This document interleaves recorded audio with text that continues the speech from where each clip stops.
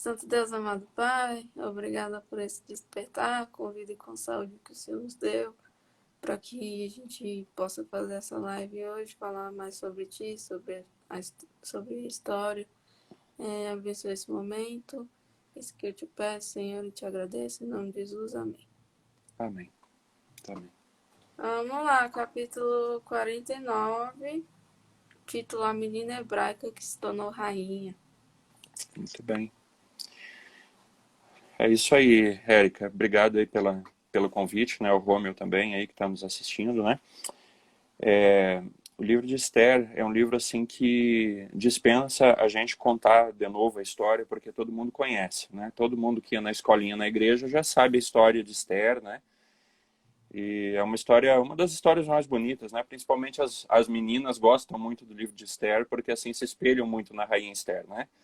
Então, assim, quem não quer ser a moça mais bonita do reino, né, das meninas? Quem não quer ser escolhida entre, talvez, aí centenas ou milhares de pretendentes, né, para ser esposa do rei, né, do rei mais poderoso do mundo ocidental, né, de aproximadamente 500, 600 anos antes de Cristo.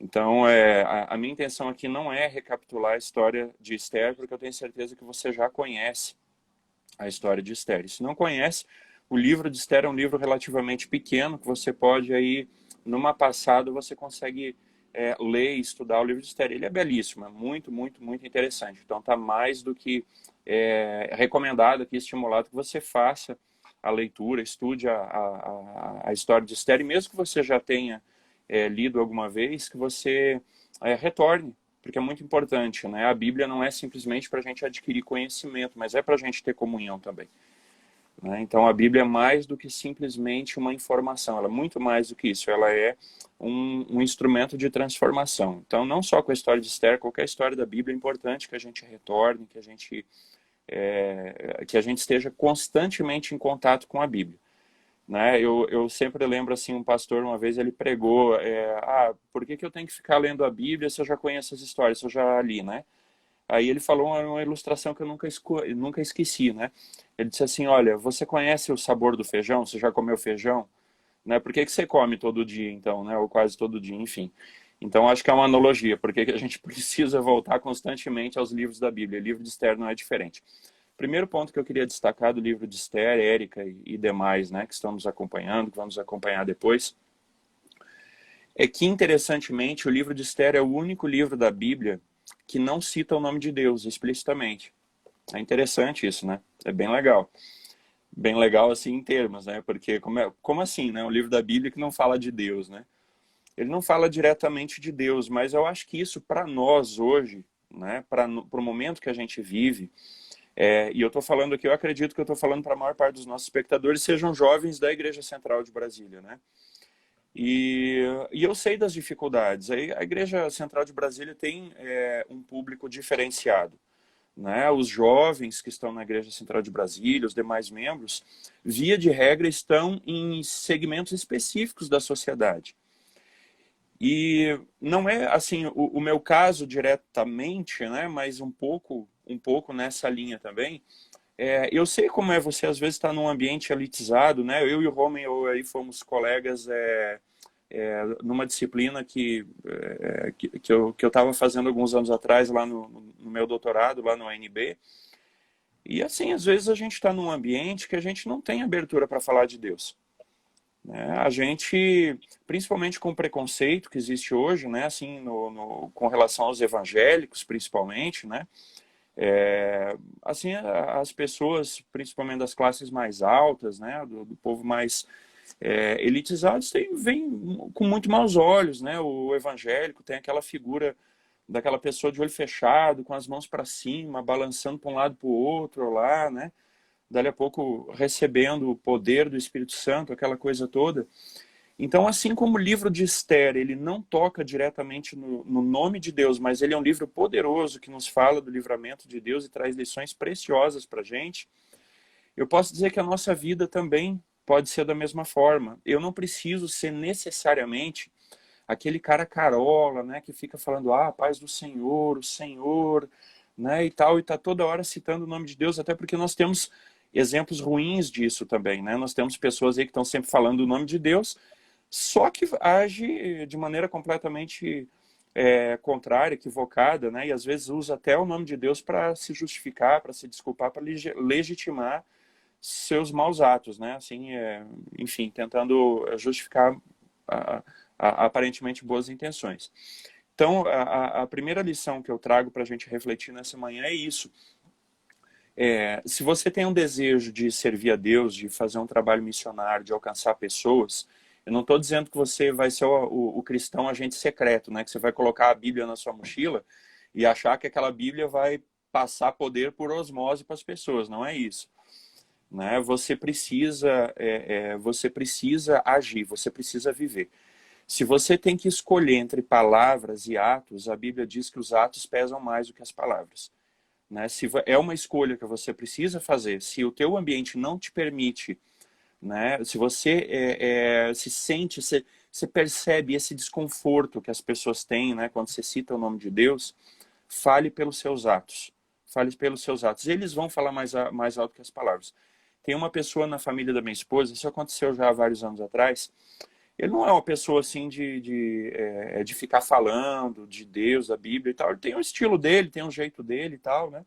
Mas no trabalho ele sempre foi uma pessoa diferenciada. Ele sempre foi muito, muito sério no trabalho. Sempre foi muito responsável, uma pessoa que inspira muita confiança no trabalho, né? E ele sempre ocupou cargos muito importantes no trabalho. Cargos muito, muito importantes mesmo. Em grandes empresas e na esfera pública também. E um dia uma pessoa que era colega de trabalho dessa pessoa que eu estou me referindo, foi na igreja adventista. E chegou lá e tal, você está aqui e tal, como é que é isso, beleza, como é que você veio aqui? Não, é porque eu conheço fulano de tal e eu sei que pelo jeito de ele agir, o jeito de ele falar, o jeito de ele se portar, o jeito de ele fazer negócios, o jeito de ele tratar os funcionários, o jeito de... Enfim, tudo, tem alguma coisa por trás. Eu vim aqui descobrir o que que é. Olha só que interessante, né? Isso não é um exemplo lá que aconteceu do outro lado do mundo, isso aconteceu na minha família, né? Na família da minha esposa. Então, assim, os atos, eles falam mais alto que as palavras. E a gente tem o caso de Mardoqueu, a gente tem um exemplo de Mardoqueu e o exemplo de Esther, né? O livro de Esther, digamos assim, ele tem um protagonismo quase que dividido ali, porque, embora o livro seja de Esther, Mardoqueu também tem um papel muito importante. Né? E Mardoqueu, eu sempre penso na história de alguns personagens da Bíblia. Eu penso em José do Egito, Daniel, Mardoqueu e também Neemias. Né? São 4 pessoas, todas elas do Antigo Testamento, que estiveram envolvidas diretamente com grandes poderes públicos, né, pagãos, com reinos que não eram reinos cristãos. E por que eu penso muito neles? Porque a gente também está no mercado de trabalho, a gente também está na rua aí, e são ambientes seculares, são ambientes que seguem uma lógica diferente, né? Então a gente vê que Deus também está usando esses lugares, né? Tem uma lógica, tem um racional, não é tão alto quanto a ética cristã, mas tem uma ética ali.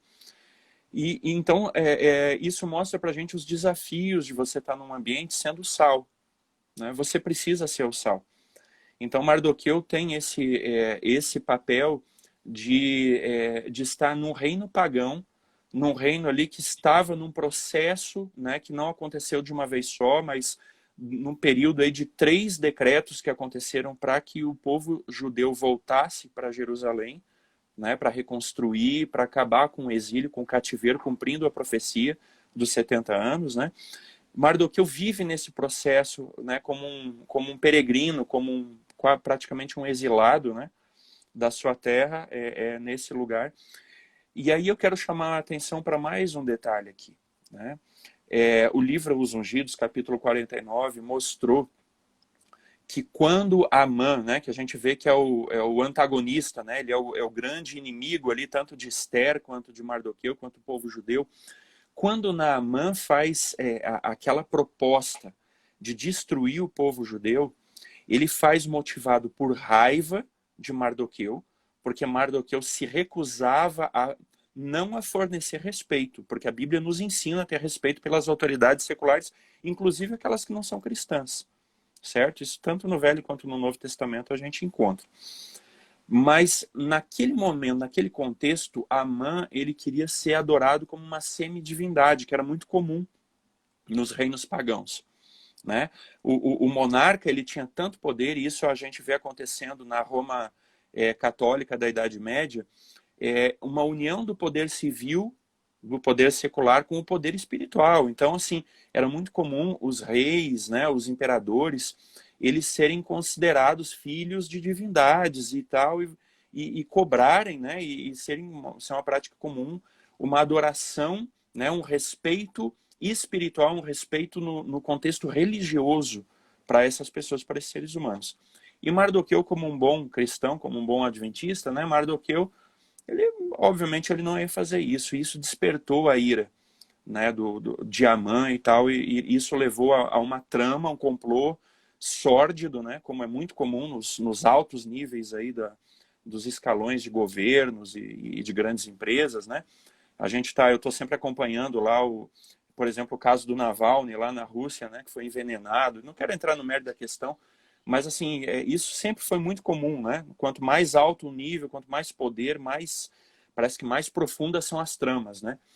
E aí, então, Mardoqueu acaba virando objeto. Mas o grande instigador disso tudo era o próprio Satanás. Ellen White coloca isso, né? O livro traz isso pra gente no capítulo 49. E Satanás tinha um plano. Satanás tinha um plano de destruir o povo de Deus da face da terra.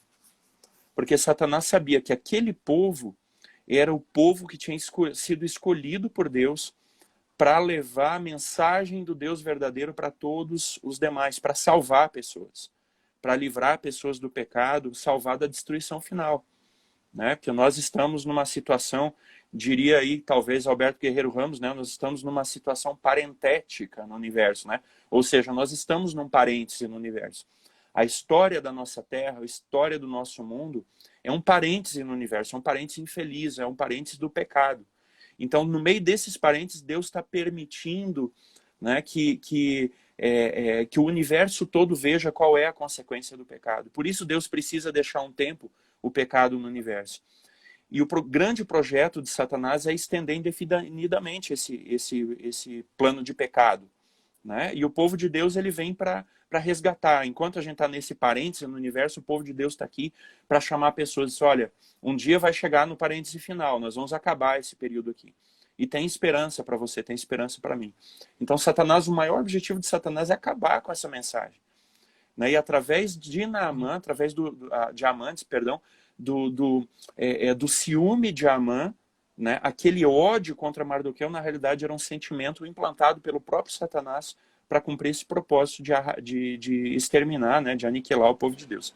E eu vou fazer mais uma aplicação para a gente. Quando nós estamos na nossa vidinha, né?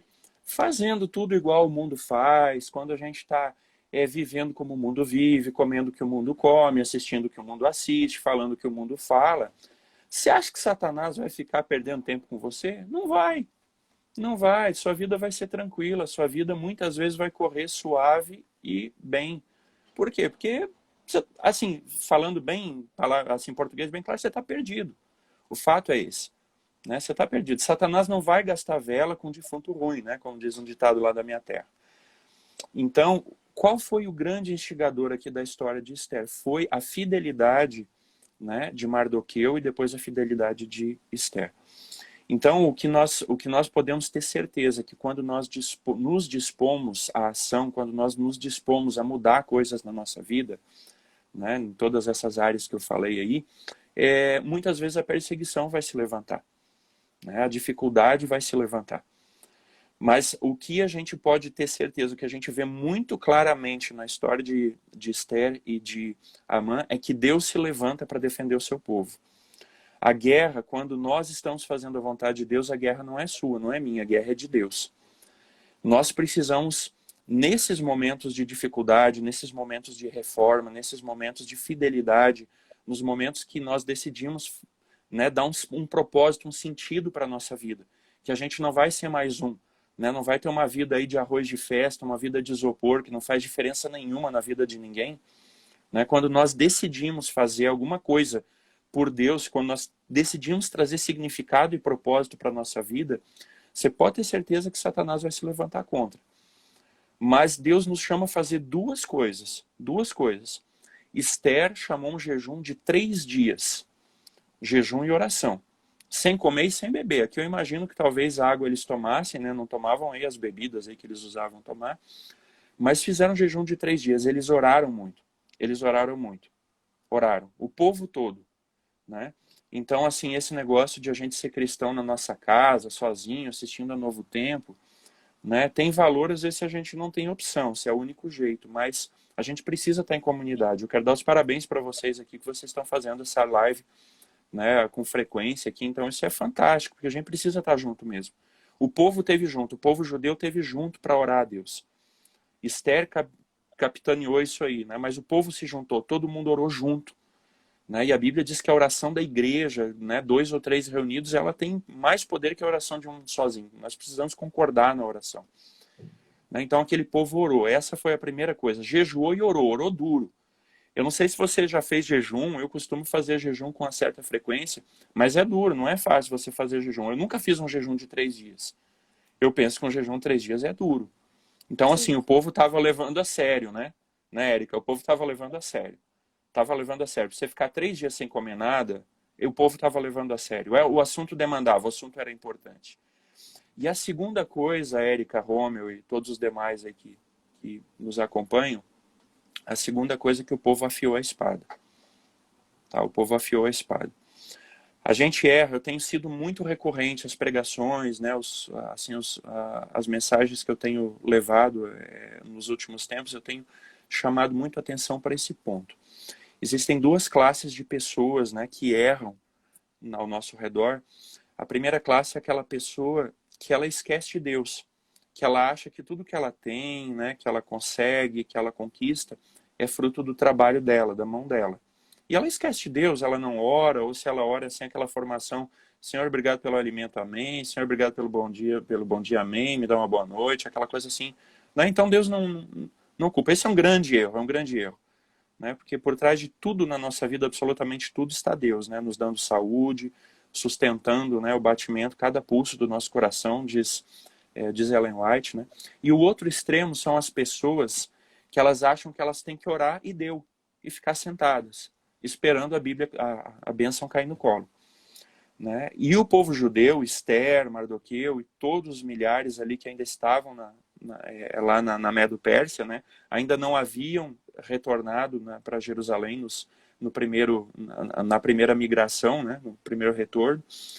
Esse povo ali, ele sabia que não é assim que Deus espera que nós hajamos. Né? O povo afiou a espada.